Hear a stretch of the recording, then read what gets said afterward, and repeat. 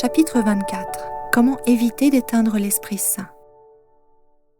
S'ouvrir au réveil biblique. N'éteignez pas l'esprit, mais examinez toutes choses, retenez ce qui est bon. 1 Thessaloniciens 5, versets 19 et 21.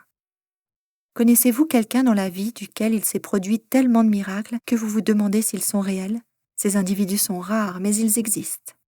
J'en connais un, il s'appelle Jérémie. Il a vécu tant de miracles que les gens dans l'Église en ont conclu que son pouvoir ne pouvait pas venir de Dieu, et ils ont tenté de lui interdire d'œuvrer. Laissez-moi vous raconter son histoire. Jérémie était pasteur d'une région africaine, et par conséquent, il était très occupé. Il travaillait dur, et bien que sa région soit difficile, il commença à faire l'expérience d'une croissance étonnante de l'Église. Des miracles accompagnaient son travail, de la puissance était présente dans sa prédication, et beaucoup d'âmes venaient au Seigneur. Sa réussite a fortement déplu au diable, qui a alors créé des problèmes. Ce qui se produisait dans la vie et le ministère de cet homme était tellement inhabituel que des membres dans l'Église se sont demandé s'il ne s'agissait pas d'une œuvre contrefaite. Lors d'une réunion de prière, 2 hommes sont entrés dans la pièce. Comme s'il était prophète, le pasteur Jérémie prit la parole. Ces 2 hommes ne sont pas venus pour prier mais pour voler, et ils ont des armes sur eux. L'assemblée trouvait que ces propos étaient bizarres, mais elle amena ces 2 hommes au poste de police et découvrit que les paroles du pasteur Jérémie étaient vraies. Tout le monde était étonné. Comment pouvaient-ils savoir ce genre de choses, se demandèrent-ils. Ce n'est pas normal. Ils étaient donc quelque peu effrayés, mais le diable l'était davantage. Une autre fois, une jeune fille était possédée par les démons et ceux qui l'entouraient ne savaient pas quoi faire. Ils dirent donc « Appelons le pasteur Jérémie pour qu'il prie afin que les démons s'en aillent. » À cette suggestion, les démons se mirent à dire « Non, non, non, n'appelez pas le pasteur Jérémie, nous partons. » La jeune fille fut guérie sur le champ, sans que le pasteur Jérémie ait même besoin de venir prier. Le moment de sa consécration approchait, mais les membres d'église décidèrent de ne pas le faire consacrer. Il n'avait rien fait de mal, mais ils avaient l'impression qu'il ne faisait pas ce qu'un pasteur normal devait faire. Il était évident qu'il avait beaucoup de puissance, mais ils s'inquiétaient sérieusement de son origine, craignant qu'elle ne vienne pas de Dieu et que ce soit de la magie noire ou toute autre pratique occulte pour influencer les gens. Pour conforter leurs suspicions, les directeurs du ministère décidèrent de mener une enquête particulière. Un jour où le pasteur Jérémie n'était pas chez lui, ils vinrent inspecter sa maison. Ils n'y trouvaient rien qui sorte de l'ordinaire, ni signe de magie noire ou d'occultisme. Ils questionnèrent alors son épouse. « Que fait votre mari lorsqu'il est à la maison? A-t-il un comportement étrange? Que fait-il habituellement ?»« C'est un bon mari, » leur répondit-elle. « Il est bon envers sa famille, il ne fait rien de bizarre, mais il y a quelque chose qu'il fait chaque jour, que la plupart des gens ne font probablement pas. Il se lève à 3 heures du matin chaque jour pour prier et étudier la Bible. 2 jours par semaine, il me demande de ne pas lui préparer à manger parce qu'il jeûne et qu'il prie. » Ils n'avaient plus d'autres questions et restaient sans voix. Dans un étonnement joyeux, ils ont incliné la tête et sont rentrés chez eux. Finalement, convaincus que la puissance qu'ils avaient vue dans la vie du pasteur Jérémie venait de Dieu et non de Satan, ils décidèrent de sa consécration. Peu après celle-ci, ils le nommèrent évangéliste de l'une des plus grandes fédérations de leur région. Le Seigneur continua à bénir son ministère alors qu'il parlait avec assurance de condamner le péché et d'appeler à la repentance.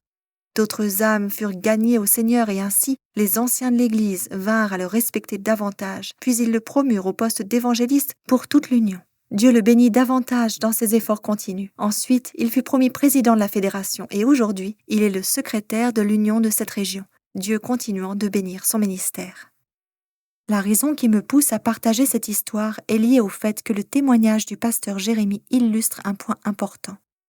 Bien que nous parlions de la puissance de Dieu, nous ne sommes pas habitués à le voir dans notre vie quotidienne.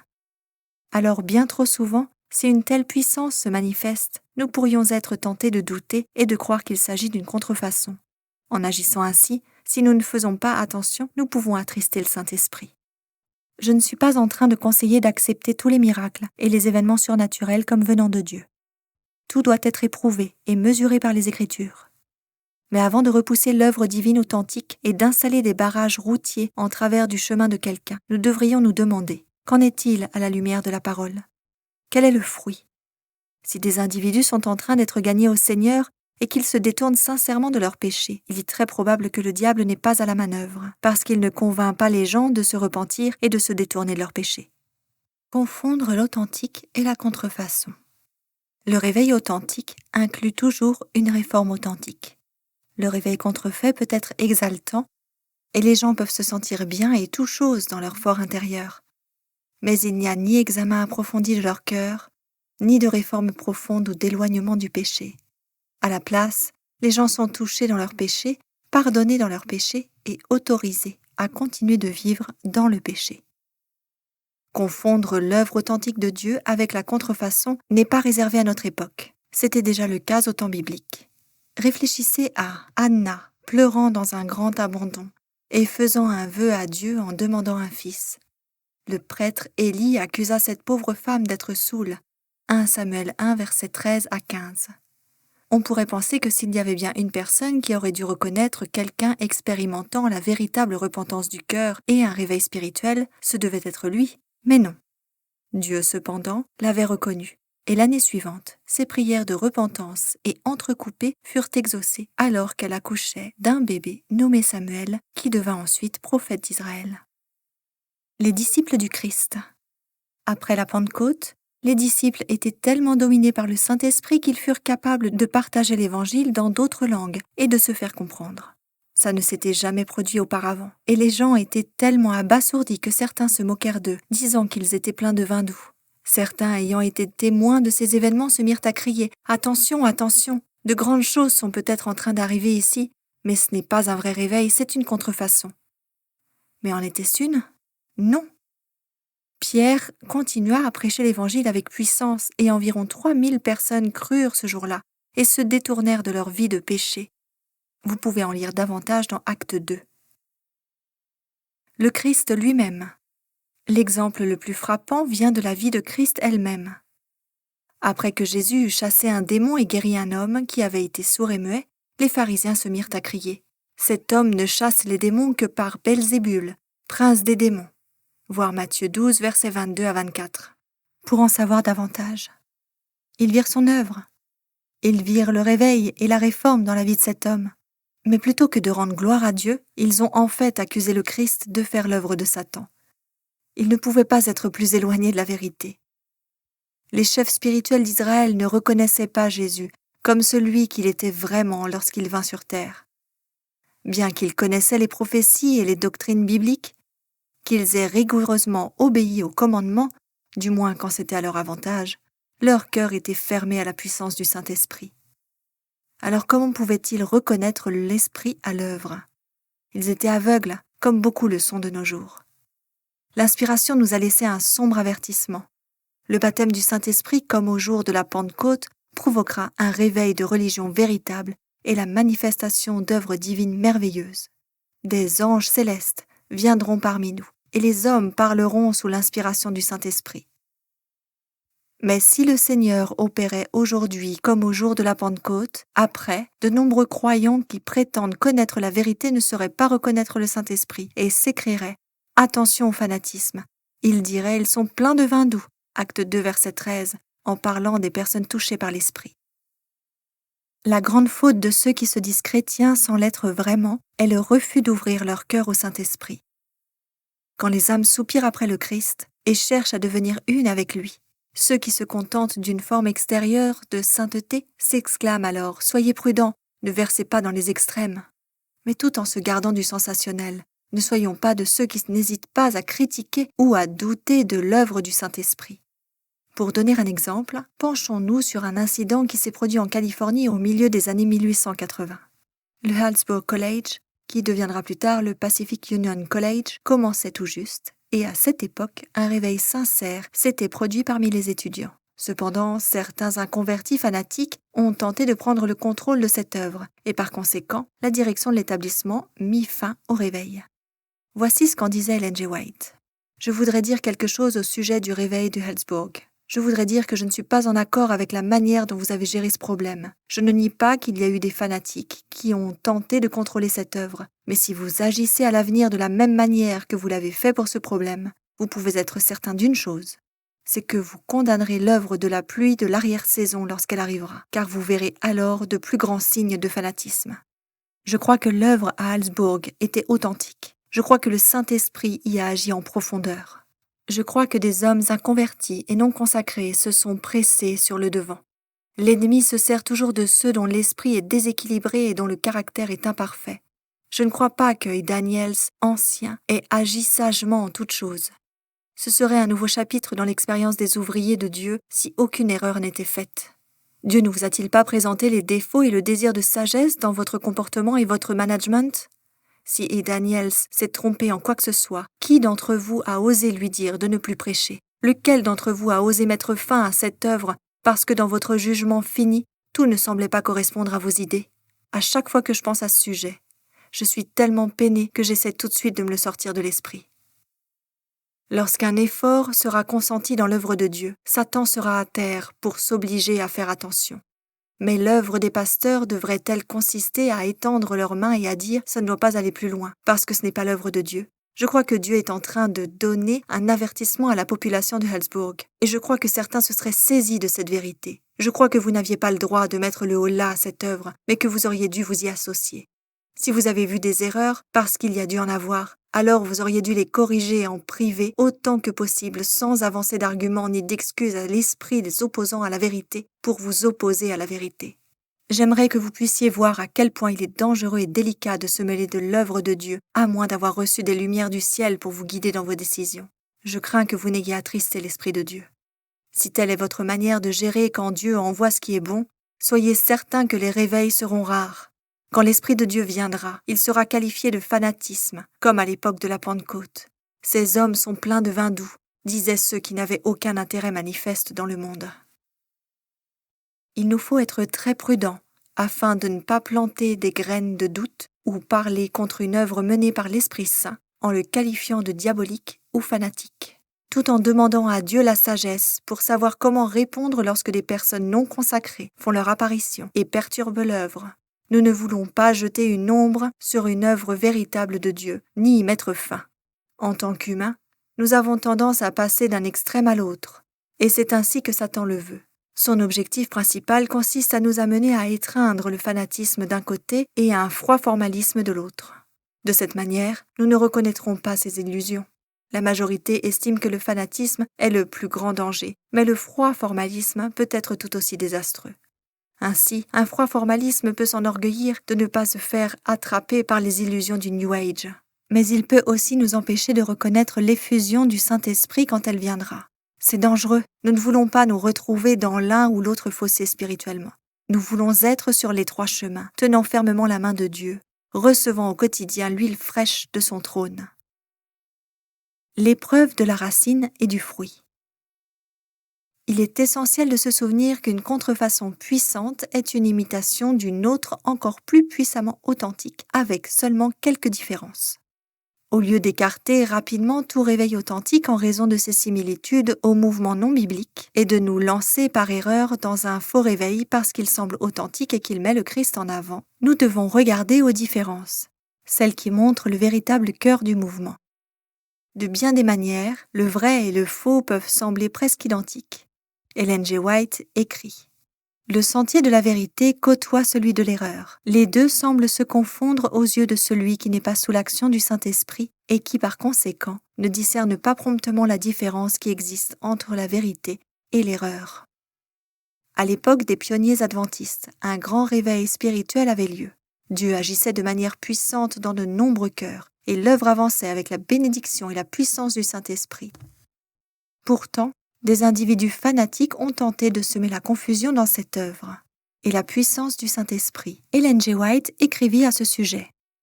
Beaucoup de gens sont fanatiques, ils sont consumés par un zèle enflammé qui est pris à tort pour de la piété. Mais on reconnaît à son caractère le vrai disciple du Christ. A-t-il la douceur de Jésus? A-t-il son humilité et sa bonté? Le temple de l'âme est-il vidé de tout orgueil, de toute suffisance, de tout égoïsme, de toute disposition à blâmer sans cesse? Sinon, il ne sait pas de quel esprit il est animé. Il ne se rend pas compte que le vrai christianisme consiste à porter beaucoup de fruits pour la gloire de Dieu.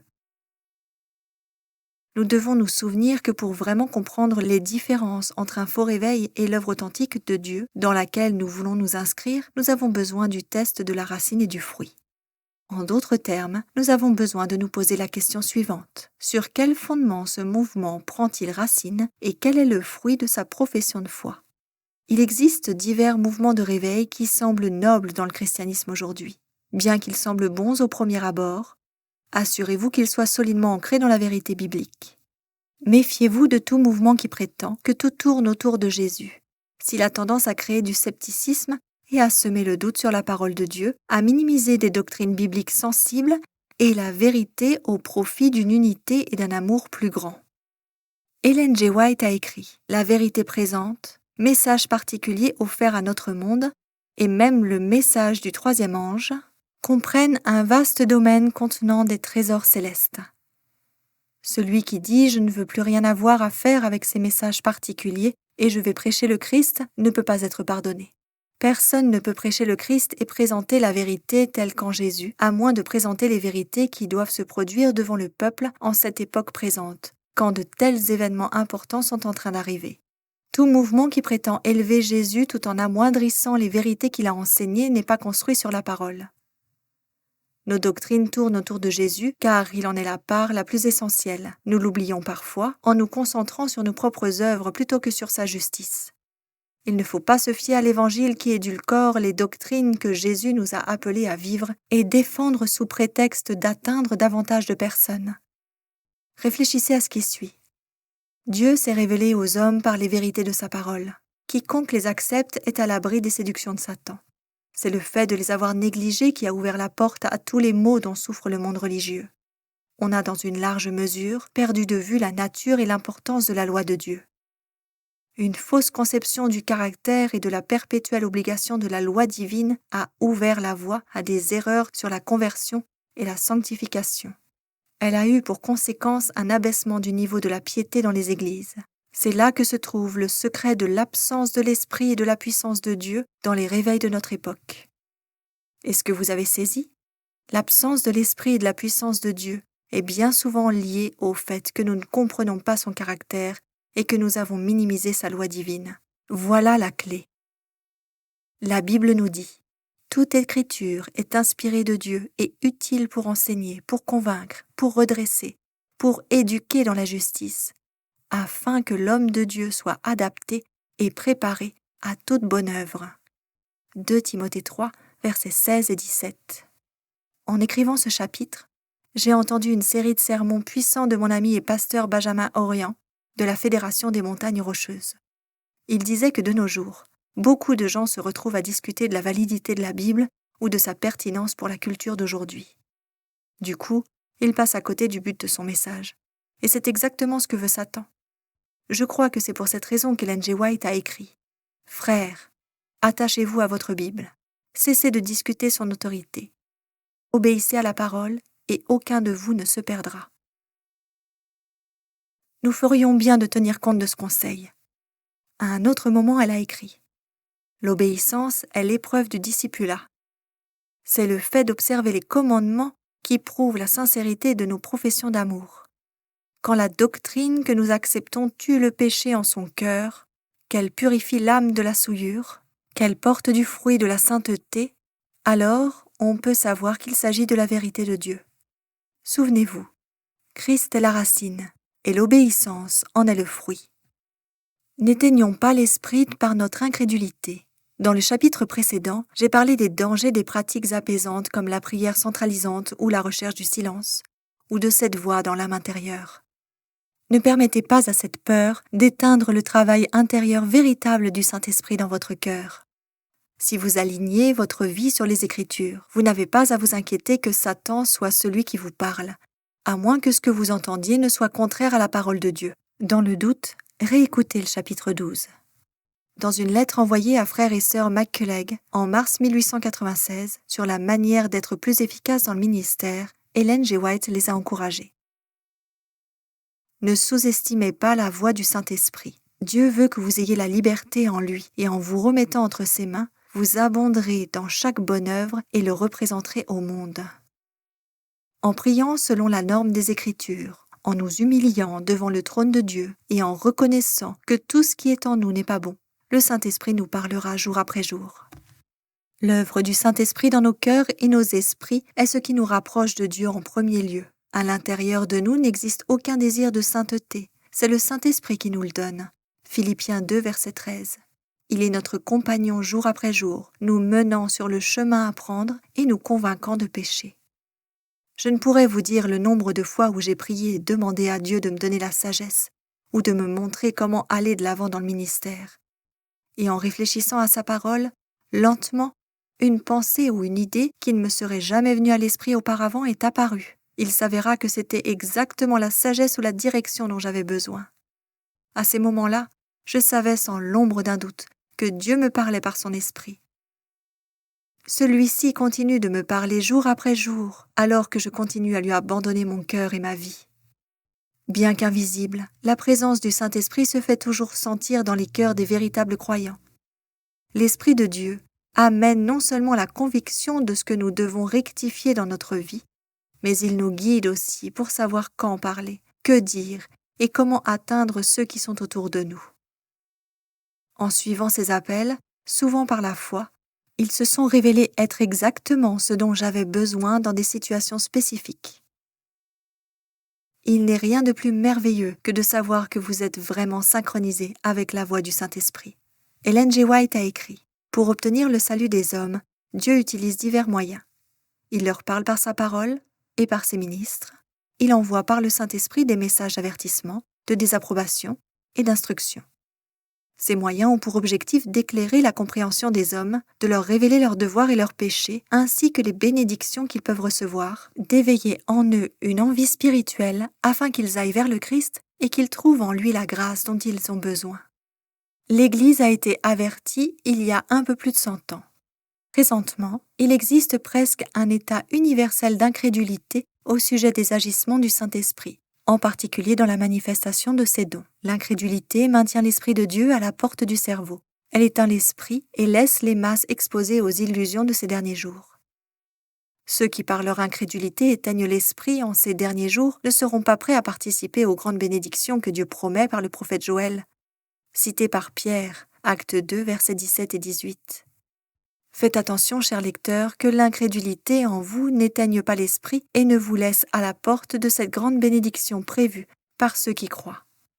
Ellen G. White, Les dons spirituels, Washington, Review and Herald, 1945, volume 3, pages 19 et 20. Souvenez-vous que même Jésus, dans sa propre patrie, ne fit pas là beaucoup de miracles à cause de l'incrédulité de son peuple. Matthieu 13, verset 58. Se pourrait-il que nous soyons en train de limiter son œuvre aujourd'hui par notre incrédulité? Alors que ce chapitre arrive à sa fin, souvenons-nous qu'un réveil de la véritable piété parmi nous est le plus grand et le plus urgent de tous nos besoins. Rechercher cette piété devrait être notre premier travail. Un réveil ne peut être espéré que comme une réponse à la prière. Seuls ceux qui marchent par la foi et qui s'appuient sur les promesses de sa parole, refusant de se laisser partir sans être bénis, qui supplient pour davantage d'Esprit Saint, recevront réellement la plénitude de ce que Dieu désire leur accorder. Voir Éphésiens 3, versets 14 à 19. Cher ami, êtes-vous prêt à tenir ferme et à ne pas renoncer tant que vous n'aurez pas reçu la bénédiction divine? Je vous mets au défi de sonder les Écritures, de mettre à l'épreuve et de prouver toutes choses. Lorsque vous saurez que vous êtes fermement enraciné sur le rocher solide, je vous mets au défi de vous accrocher avec une ténacité qui ne cédera pas. Continuez à oser demander plus, parce que Dieu a le désir de faire davantage dans votre vie et votre ministère. Vous pensez avoir tout vu? Dieu dispose d'une marge au-delà de l'infini. Je crois qu'il nous reste encore à découvrir le potentiel complet de ce don divin et merveilleux, appelé la prière.